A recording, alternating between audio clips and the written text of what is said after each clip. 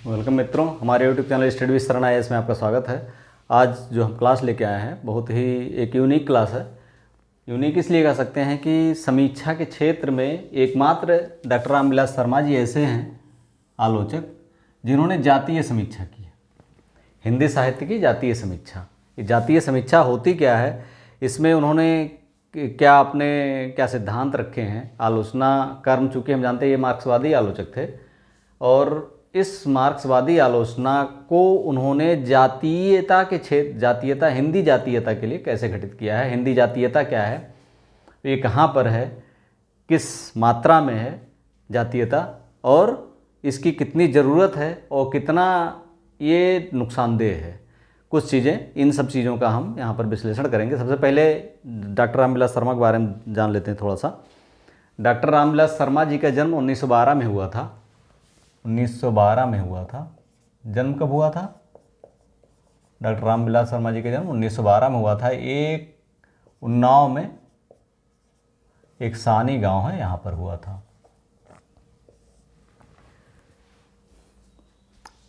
इनका जो यात्रा है, आलोचना की यात्रा है, अक्सर उस समय का जो युग था, उस समय जितने लोगों का आविर्भाव हुआ या जो हिंदी आलोचना के क्षेत्र में थे, उनका ये मंतव्य था कि शुक्ल जी के अगेंस्ट जा करके या उनके मंतव्यों का खंडन करके अपने आलोचना कर्म को आगे बढ़ा रहे थे। जैसे आप हजारी प्रसाद द्विवेदी को ले लीजिए, या बृहत्त्रयी जो थी नगेंद्र, शांतिप्रिय द्विवेदी, डॉक्टर नगेंद्र, ये सब लोगों ने जो इनका आचार्य रामचंद्र शुक्ल है, इनके जो अवधारणाएं थी इनके आगे ले जा करके, लेकिन इनका जो रामविलास शर्मा जी ने शुक्ल जी को सपोर्ट करते हुए उनके आलोचना कर्म हो, उनके साहित्य कर्म को के साथ चलते हुए वो आगे बढ़े और आलोचना के क्षेत्र में तब आए जब 1934 में इनकी मुलाकात निराला से हुई, और उसके बाद जो है इन्होंने अपना आलोचना कर्म स्टार्ट किया। इनकी जो प्रमुख आलोचना की पुस्तकें हैं, इनमें इन्होंने लिखा जो प्रेमचंद, इनकी बुक है। एक बुक प्रेमचंद है, एक दूसरी प्रेमचंद और उनका युग है। प्रेमचंद एवं उनका युग। तीसरा द्विवेदी युग। यहाँ द्विवेदी युग का मतलब, द्विवेदी का मतलब जानते हो कि महावीर प्रसाद द्विवेदी, हजारी प्रसाद द्विवेदी नहीं। तीसरा है शुक्ल युग, आचार्य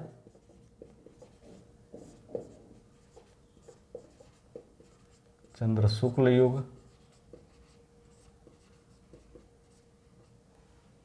चौथा प्रगतिशील आंदोलन की या प्रगतिशील साहित्य की समस्याएं।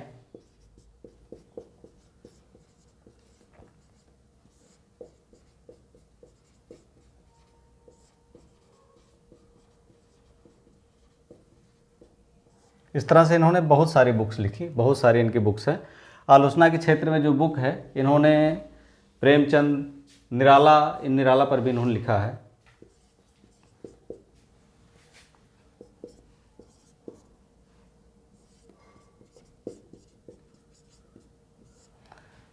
इनके जो आलोचना कर्म है, अब सबसे इसी जो हिंदी साहित्य है उस समय का, उन्होंने 1000 वर्षों तक के हिंदी क्षेत्र के जितने भी साहित्य है उस पर उन्होंने 1000 वर्षों तक के साहित्य का विश्लेषण किया।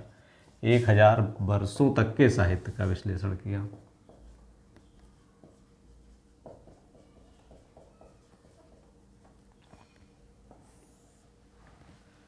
अब आते हैं मूल प्रश्न पर। ये जातीयता या हिंदी जातीयता क्या है? हिंदी जातीयता क्या है या किसे कहते हैं, जिसकी उन्होंने आलोचना की है, आलोचना लिखी है। हिंदी जातीयता क्या है? उनसे जब उन्होंने स्वतः ही कहा है कि हिंदी जाति कहाँ रहती है, इससे अगर हमें कोई पूछे तो इन्होंने बृहत्तर उत्तर भारत में इन्होंने उसको बताया, जो बिहार से लेकर के हरियाणा तक और मध्य प्रदेश से लेकर के ऊपर जम्मू तक, यानी पूरा उत्तर भारत उससे आच्छादित है। इस पूरे उत्तर भारत में उन्होंने बताया कि हिंदी जाति रहती है, चूँकि यहाँ हिंदी साहित्य का एक गढ़ है, हिंदी जहाँ राजभाषा है, जहाँ की राजभाषा हिंदी है वहाँ पर हिंदी जाति रहती है। और हिंदी जाति विशेषकर, अब ये कह सकते हैं कि जातीयता, यहाँ इन्होंने एक चीज़ और कही कि जातीयता का स्तर यहाँ पर कितना है, जातीयता का स्तर क्या है, हिंदी जातीयता कितनी है। जातीयता कितनी है मतलब जैसे महाराष्ट्र में है या जैसे तमिलनाडु में है, क्या उस स्तर की हिंदी जातीयता यहाँ पे है। हिंदी जाति का मतलब हिंदी जातीयता यहाँ पर है कि नहीं है। जो जातीयता का बोध महाराष्ट्र के लोगों में है मराठी को लेकर के, या जो वहाँ का है तमिलनाडु के लोगों का है तमिल को लेकर के, वो जातीयता का बोध यहाँ हिंदी जाति के लोगों में है। यहाँ पर जाति वो ना समझ लीजिए कि हिंदी जातीयता हिंदी जाति।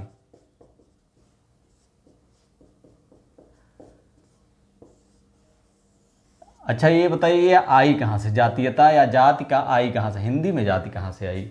जात तो वर्णों में देखिए तो तमाम सारे आज जाति ही जात है, और वो बहुत सारी समस्याओं का जड़ भी है और एक व्यवस्था का संचालन भी है। लेकिन यहाँ पर हिंदी जाति में जातीयता कहाँ आई, तो हम शुरू में इसके आचार्य हजारी प्रसाद द्विवेदी निराला जी ने इसका प्रयोग किया है। लेकिन डॉक्टर रामविलास शर्मा ने इसका बहुत मनोवैज्ञानिक और बहुत वैज्ञानिक तरीके से इसका प्रयोग हिंदी साहित्य में किया है।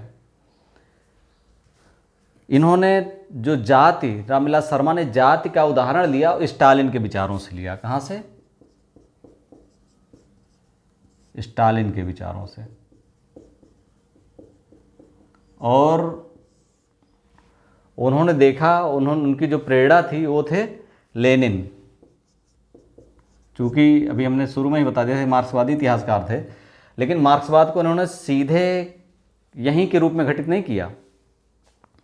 मार्क्सवाद को सीधे भारत के क्षेत्र में अप्लाई नहीं किया, हिंदी क्षेत्र में उन्होंने इसका हिंदी संस्करण लागू किया। मार्क्सवाद का हिंदी संस्करण भारत के यहाँ की परिस्थितियों, संस्कृति, साहित्य, इतिहास आदि के सामंजस्य को रूप में इन्होंने ये लागू किया लेनिन का। जैसे लेनिन का था, लेनिन ने रूसी भाषा के एकीकरण के आधार पर, रूस का एकीकरण है, रूसी जाति, रूसी भाषा बोलने वाली जो जात थी उसके एकीकरण के आधार पर रूस का एकीकरण किया।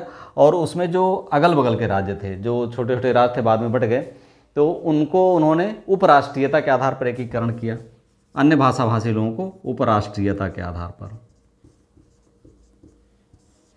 यही चीज़ें यहाँ पर इन्होंने विश्लेषण किया है। अब आते हैं हिंदी जाति।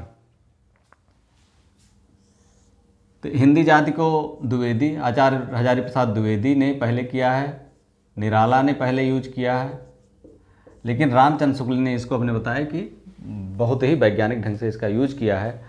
और हिंदी जाति में जो इन्होंने हिंदी जाति का सबसे बड़ा पुरोधा जिसको माना है वो है तुलसी। इन्होंने तुलसी को हिंदी जाति का सबसे बड़ा पुरोधा माना है, और इसको उन्होंने हिंदी जाति के लिए बहुत उत्कर्ष, या हिंदी जाति के, चूँकि जानते हैं कि अगर बात करें रामचरितमानस की, तो घर घर में पढ़ा जाता है, हिंदी जाति को एकीकृत करने में इसकी बहुत बड़ी भूमिका है। और जो द्विवेदी युग था या भारतेंदु युग था या द्विवेदी युग था, भारतेंदु युग और द्विवेदी युग, महावीर प्रसाद द्विवेदी ध्यान रखिएगा, द्विवेदी युग था। इन्होंने सृजनात्मकता का युग, या कह सकते हैं कि इसको जागरण का युग, हिंदी जाति के जागरण का युग माना, हिंदी जाति के जागरण का युग माना। और अगर हम छायावाद और प्रगतिवाद की बात करें, प्रगतिवाद और छायावाद की बात करें, तो इसको इन्होंने हिंदी जाति के सृजनात्मकता का युग माना, हिंदी जाति के सृजनात्मकता का युग माना। हिंदी जाति के, जैसे हमने बताया कि जैसे अगर अभी चर्चा किया कि हिंदी जाति की जो जातीयता की भावना है वो जैसे महाराष्ट्र के लोगों में है, या जैसे तमिलनाडु को, क्या उत्तर भारत के लोगों में भी वैसे है, तो उन्होंने खुद ही इसका आंसर दिया डॉक्टर रामविलास शर्मा ने कि शायद नहीं। इसका कारण ये है, उन्होंने इसका कारण बताया कि यहाँ पर एक तो अशिक्षा, बेरोजगारी, लाचारी, पलायन, ये सब चीज़ें यहाँ हावी हैं। इसलिए एक जुटता यहाँ पर हो नहीं पाती है। हिंदी जाति को एकजुट करने का ऐसा प्रयास भी नहीं हुआ कि हिंदी जाति को एकजुट किया जाए और हिंदी जातीयता का एक उत्कर्ष हो। इसलिए यहाँ पर हालांकि अगर सीधे बात की जाए तो हिंदी जाति का जो प्रदेश है ये बुद्ध, राम और कृष्ण का प्रदेश है। हिंदी जाति का प्रदेश किसका प्रदेश है? बुद्ध, राम और कृष्ण का प्रदेश है, ध्यान रखिएगा। यहीं तक नहीं, बुद्ध, राम और कृष्ण के साथ ही ये प्रदेश विभिन्न जो जैसे पहला साम्राज्य बनने का, देश को एकीकरण करने का, साम्राज्य बनने का, ऐतिहासिकता भौगोलिक रूप से एक उपमहाद्वीप के रूप में संगठित करने का, इसका भी प्रदेश है। यहाँ पर बुद्ध, राम, कृष्ण के अलावा महावीर स्वामी हुए, जो साम्राज्य बने सब यहीं से बने। इसके अलावा जो कालिदास हुए, वाल्मीकि हुए, तुलसीदास हुए, आधुनिक काल में देखें तो गालिब हुए, जो ढेर सारे साहित्यकार हुए जिन्होंने वैश्विक ख्याति प्राप्ति, वो सब यहीं पे हुए। इनके अलावा मुग़ल साम्राज्य के सल्तनत काल के मुग़ल साम्राज्य की पूरी भूमि यही है, पूरा मतलब इनका प्लेग्राउंड ही यही है। अगर कृष्ण की कुरुक्षेत्र देखिए तो कुरुक्षेत्र भी यहीं पर है। महाभारत होने वाला जो स्थिति थी वो कुरुक्षेत्र भी यहीं है। तो सारी स्थितियां बनते हुए भी पिछड़ा क्यों है? तो इसका उदाहरण यही है कि सबसे ज़्यादा अंधविश्वास भी यहीं है, सबसे ज़्यादा सांप्रदायिकता भी यहीं है, सबसे ज़्यादा अशिक्षा निरक्षरता भी यहीं है, और सबसे ज़्यादा धर्मोन्माद भी यहीं है। सबसे ज़्यादा लोगों के अंदर जो एक कह सकते हैं कि अशिक्षा के कारण जो एक अरुचि है शिक्षा के क्षेत्र से, वो भी यहीं है। इसके लिए रामविलास शर्मा ने इन लोगों को दोषी नहीं माना, दोषी उन लोगों को माना जो यहाँ से निकले और बुद्धिजीवी हुए, जो यहाँ के बुद्धिजीवी थे, जो यहाँ के शिक्षाविद थे, इतिहासकार थे, और सबसे ज़्यादा जो मार्क्सवादी बुद्धिजीवी थे, वामपंथी बुद्धिजीवी थे, इनको इन्होंने उसका जिम्मेदार माना। क्योंकि इन लोगों ने यहाँ से जाने के बाद यहाँ के प्रति जो उपेक्षा का भाव रखा, या हिंदी बोलना उन्होंने अच्छा नहीं समझा, या हिंदी के लिए उनका जो प्रयास था वो जीरो था। हिंदी से उनकी घृणा चरम पर थी। तो रामविलास शर्मा जब इस तबके की बात करते हैं तो उनके मन में एक किचकिचाहट का भाव निश्चित तौर पर आता है। वो तीखापन और किचकिचाहट भाव निश्चित तौर पर आता है, क्योंकि वो चीज़ें यहाँ पर उनको ये दिखाई देती हैं, स्पष्ट रूप से दिखाई देती हैं कि इन लोगों की वजह से ही ये क्षेत्र अभी भी उपेक्षित है। अब बात करते हैं कि क्या ये सही है। अगर इसके नकारात्मक पक्षों को देखा जाए तो पहली बात, इसमें अगर हिंदी और उर्दू को देखा जाए तो हिंदी जातीयता के लिए उर्दू साथ नहीं जा सकती, जबकि उर्दू का अपना भाषा कोश नहीं है, हिंदी उर्दू जुड़वा बहनें हैं। तो यहाँ पर पहला विद्वेष तो ये हो जाता है।